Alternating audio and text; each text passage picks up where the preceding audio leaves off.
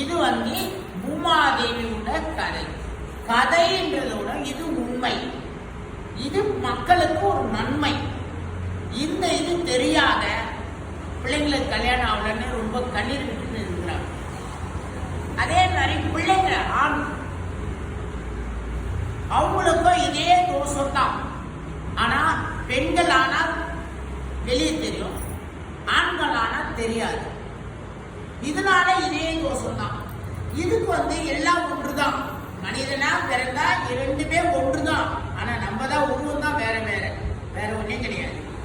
இந்த தோஷத்துக்கும் அவன் வெளிவன ஆகுறதுக்கு எங்க ஆறான்னு அவனுக்கே தெரியும், ஆனா தெரியாது, சொல்ல தெரியாது.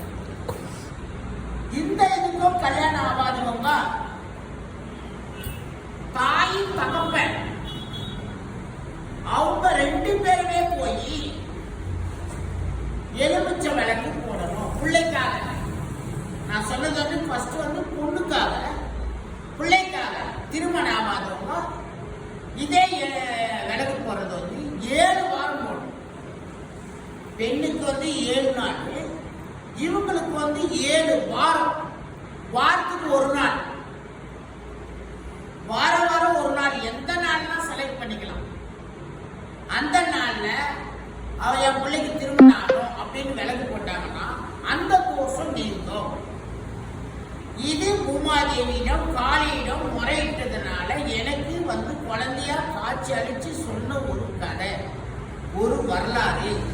என்னை தேடி வர பக்தர்களுக்கு இந்த தோஷத்தை நீக்கிறதுக்கு இது பரிகாரம் என்று என்னையும் சொன்னார்கள்.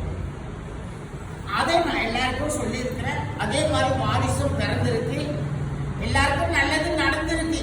ஏன்னா அது பெருமையா சொல்லக்கூடாது.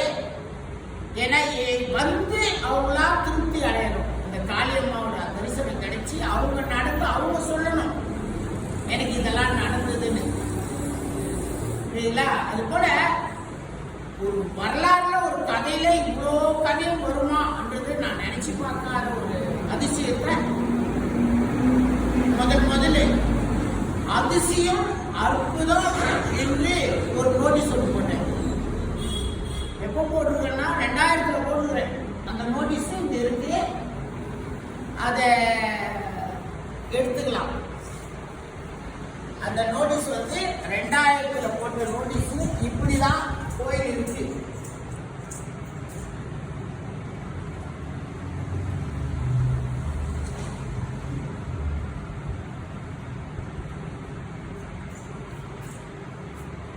இப்ப நீங்க பாக்குறீங்கல்ல, இப்ப இது கோயில் கிடையாது. அப்போ நான் சொல்றது ஒரு வீட்டுல சொல்ற ஒரு விஷயம் தான் இந்த நோட்டீஸ். 2000 தோன்றினால் ஓம் காளி அப்படின்றது நோட்டீஸ் அதுலதான் வருது.